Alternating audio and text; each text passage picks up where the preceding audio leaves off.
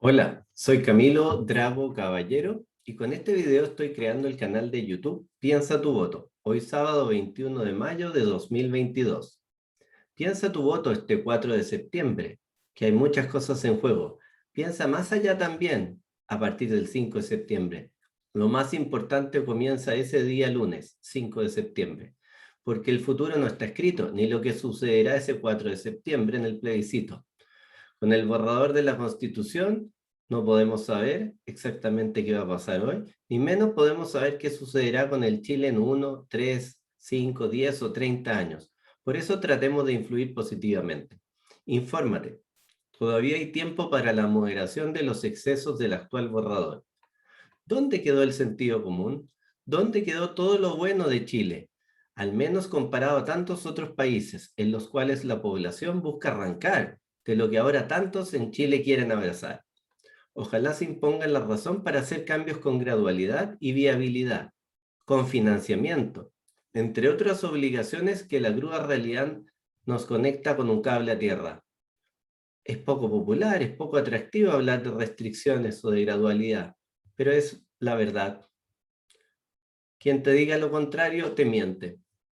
Ojalá después del 5 de septiembre se elabore una nueva y mucho mejor constitución que el ejemplo de bipolaridad actual. Chile es el típico ejemplo actualmente del péndulo, o Kast o Boric, o la constitución antigua o una constitución grotesca de 500 artículos. ¿Por qué no puede haber soluciones menos antagónicas que nos permitan ser un mejor país, vivir mejor, con más justicia social, inclusividad, entre tantas otras prioridades, todas las cuales requieren que una economía funcione?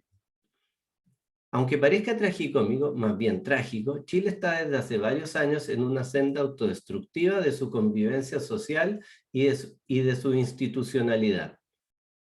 Razones muchas, no hay un único culpable, nada cercano a eso.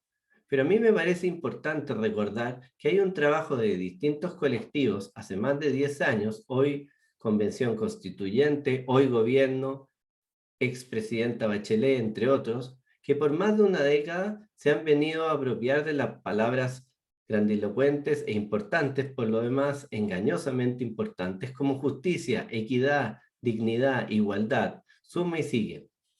Para mí el problema no es el idealismo en estas palabras per se, que es bonito, ya que todos estos conceptos quisiéramos verlos con mayor frecuencia y más arraigados en nuestro diario vivir, en sus múltiples dimensiones. Por supuesto que lo queremos. El problema es cuando pensamos un poquito más allá y reflexionamos en el qué y en el cómo de estos valiosos conceptos.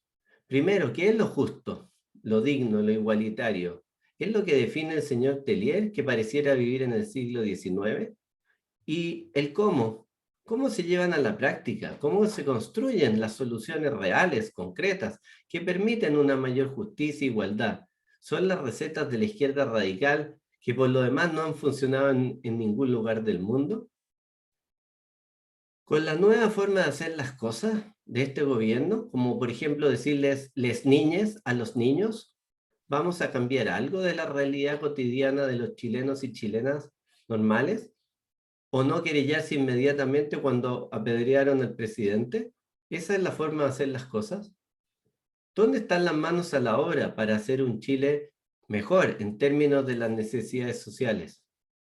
Pero ¿qué podemos esperar de un gobierno y de muchos constituyentes que salieron del colegio, al Congreso, a la constituyente o al poder? Si no han gestionado prácticamente ninguna empresa, en ninguna organización que no sea hacer política. No todos, pero muchos de ellos. ¿Dónde está la gestión? Es válido preguntarse, ¿dónde está la capacidad de mover el aparato estatal con toda su complejidad para solucionar los problemas de la gente?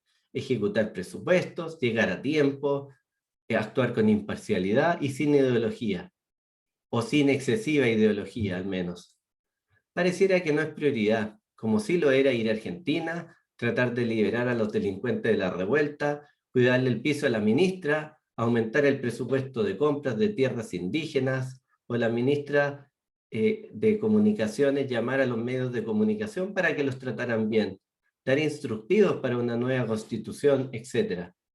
Pareciera que esto no se trataba tanto de la agenda, como sí de lo que más saben hacer, política, pero no las necesidades reales de la gente.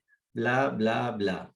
Me temo que esto es un buenismo radical, de creer que con declarar derechos estos se materializarán algún día. Por el contrario, la verborrea, por ejemplo, de la constituyente y también de este gobierno serán o podrían ser mucho más dañinos que beneficiosos en mejorar la calidad de vida promedio de los chilenos. Lo que sí se podría lograr con gradualidad y con una constitución más moderada. Pero esta moderación de la que hablo, la gradualidad, la prudencia, el paso a paso, no excita las pasiones.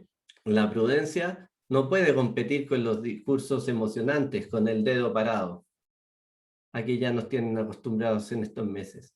Ni tampoco cae bien decir que el Estado no tiene plata infinita, ni nada cercano, ni que el clientelismo del aparato total es la ruina del país, sino, y además socava el poder individual de las personas por forjar su propio futuro. Tampoco es tan emocionante hablar de restricciones o viabilidad. Esto no toca la fibra transformadora que muchos políticos, empezando por este gobierno, o Michelle Bachelet, que han dicho recientemente, la expresidenta Bachelet, aprobar una constitución, pero que no la había leído. ¿Será todo esto una especie de infantilismo o algo mucho peor, una ideología sesgada, ciega también, de querer abrazar lo nuevo, lo joven, una utopía? Yo lo llamaría idealismo suicida. Tomemos un ejemplo de la Constitución, del borrador. 271, artículo 4, derecho a la vivienda. Toda persona tiene el derecho a una vivienda digna y adecuada, que permita el libre desarrollo de una vida personal, familiar y comunitaria. Suena bastante bien, pero nos preguntamos el qué. ¿Qué quiere decir digna y adecuada? Punto 2. Continúo leyendo. El Estado deberá tomar las medidas necesarias para asegurar el goce universal y oportuno de este derecho, contemplando a lo menos la habitabilidad, el espacio y equipamiento suficiente, doméstico y comunitario, para la producción y reproducción de la vida, la disponibilidad de servicios, la asequibilidad, la accesibilidad, la ubicación apropiada, la seguridad de la tenencia y la pertinencia cultural de las viviendas, de conformidad a la ley. ¿Qué es digno? ¿Qué es adecuado? ¿Qué querrán decir con asegurar el goce universal y oportuno a este derecho? Bla, bla, bla, para ingenuos. ¿Qué no importa? ¿Que no tenemos nada que perder? ¿Por qué no lo intentamos? Podrían decir algunos. El problema es que nunca se va a poder realizar. Todos los que conocen el tema de vivienda saben que un proyecto inmobiliario de dimensiones puede tardar años y años y no décadas en realizarse, en las dimensiones de las 600.000 o más viviendas que faltan en Chile. Pensemos ahora en el cómo. Por el lado de la oferta de las viviendas, el gobierno pareciera estar socavando sus propios objetivos, con sus alcaldes o intervenciones en las municipalidades deteniendo proyectos ya aprobados. ¿Cómo es posible? ¿Quién me explica cómo es posible tener más viviendas con menos construcción? Yo eso no lo entiendo. Existen N proyectos además pospuestos por la incertidumbre propia de la incertidumbre actual de a ver si se van a poder vender o no.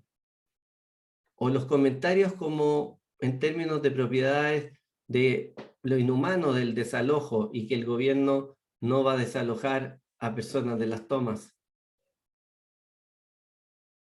¿Qué genera eso en términos del mercado formal de la vivienda? ¿Qué incentivo genera a la informalidad? Tremendo, como está pasando hoy día con el CAE. Hoy día sábado salía que más de 80.000 personas son nuevos deudores del CAE. Evidentemente, el gobierno actual ofreció condonar el CAE, entonces, ¿por qué pagar una deuda mensualmente que sirve para el erario fiscal, para pagar otros pagos de educación y otros gastos del Estado? ¿Para qué pagar si se los van a condonar? Entonces, incentivos, señales. Y muchas de esas personas, según decía el reportaje, tienen trabajo, se titularon de sus carreras y están trabajando, pueden pagar. Cuidado con las señales. Por el lado de la demanda, a propósito de la vivienda, tenemos las tasas de interés que se han disparado, la inflación desatada, el desempleo comenzará prontamente a subir, según dicen todos los economistas. Si fuera poco, el artículo de la vivienda continúa, entre otras cosas, dice: el Estado garantizará la disponibilidad del suelo necesario para la provisión de vivienda digna y adecuada, nuevamente. Además, deberá establecer mecanismos para impedir la especulación en materia de suelo y vivienda, que vayan de medro del interés público de conformidad a la ley. ¿Qué querrán decir? ¿Impedirán las variaciones de precio, que son el motor de todos los mercados inmobiliarios en todo el mundo, excepto en las mentes de los constituyentes? ¿Cómo se van a generar más viviendas sin incentivos, sin eficiencia, sin empresas? Con la vivienda estatal, la constructora estatal que aún no existe. Cada día hay personas que no tienen vivienda. Y una inmobiliaria estatal puede demorarse décadas en solucionar una pequeña fracción de los requerimientos sociales. Por lo tanto, pareciera que no va por ahí la solución. En la izquierda radical piensa que el dinero es infinito, que las empresas son dirigidas por gente rica, que siempre tiene más, que detrás hay señores codiciosos tratando de controlar el universo. Está claro que no lo controlan, porque si no, no hubiera salido elegido democráticamente el presidente Boric. ¿No ven los titulares acaso de las empresas constructoras quebrando una tras otra en Chile ahora? ¿No ven los resultados de empresas con dificultades? Y así se construyen menos viviendas. ¿No se enteran también que desde el 18 de octubre de 2019 muchos chilenos, libremente haciendo uso de su libertad, han optado por invertir por primera vez en sus vidas en otros países? Y se construyen con sus dineros viviendas en otros lugares, y no para los chilenos, que son antipatriotas. Eso es no entender nada. Hoy día en el mundo el dinero se mueve con suma facilidad. Por eso es importante cuidar los dichos, por eso es importante la certeza jurídica. Por eso es importante entender que si no hay incentivos, va a pasar lo que pasa con los jóvenes en otros países, como en Argentina, un país tan maravilloso como Argentina, donde los jóvenes, generaciones y generaciones, tienen que buscar su desarrollo profesional en otros países. Pregúntele a los argentinos. ¿Pero qué le va a importar eso a este gobierno, cuyo eje dominante y de la constituyente, quienes no han trabajado como usted o como yo de asalariado? Que vemos el trabajo con todas las dificultades que tiene, con todos los problemas, con todos los supuestos abusos que podemos haber sufrido. Pero nuestro sacrificio, tarde o temprano, nos ha ayudado a salir adelante y nos hemos podido gestar nuestra propia carrera con esfuerzo, perseverancia y disciplina. Que la cancha no es justa, por supuesto, debemos emparejarla, debemos trabajar, pero con esfuerzo y gradualidad, paso a paso. Pero esto es poco vendedor, comparado a la oferta de un Estado que te lo soluciona todo y que te garantiza una vida plena. Hasta sexo sin interferencias y con perspectiva de género están ofreciendo. Parece cómico, pero es más bien trágico, porque al final los más pobres de Chile, como siempre son los pobres en todos los lugares del mundo y durante toda la historia, los que pagan los platos rotos desde el origen de los tiempos. Si por definición los más pobres son más vulnerables durante las crisis, eso es parte de la definición de ser pobre. Lo central aquí es un país que progrese con reglas claras, que es la antítesis de la nueva Constitución. Necesitamos una nueva Constitución, una tercera vía a partir del 5 de septiembre, que sea de encuentro por un mayor bienestar, estabilidad para que Chile pueda progresar y por supuesto que entregue oportunidades de trabajo, de donde se derivan y financian todos los otros derechos. Esto es lo que debería proteger y potenciar la posibilidad de vivir libre en un país que funcione, seguro, estable, donde te puedas cambiar de trabajo porque hay muchas empresas que te necesiten y no porque te conseguiste algún pituto en la municipalidad o en algún ministerio. ¿De verdad crees que hay evidencia para que este experimento social que nuestro gobierno y nuestros constituyentes en práctica están intentando hacer nos llevará a un paraíso en la tierra o al menos a un lugar mucho mejor que el actual? ¿O que el que podríamos lograr con una constitución más moderada, que no divida aún más a Chile, ni que multiplique por 1000 los litigios y las discusiones y las diferencias a todo nivel. Vamos por una constitución moderada. Desde el 5 de septiembre, piensa por ti mismo. Suscríbete a este canal si te gusta, comparte y ya nos veremos nuevamente. Piensa tu voto.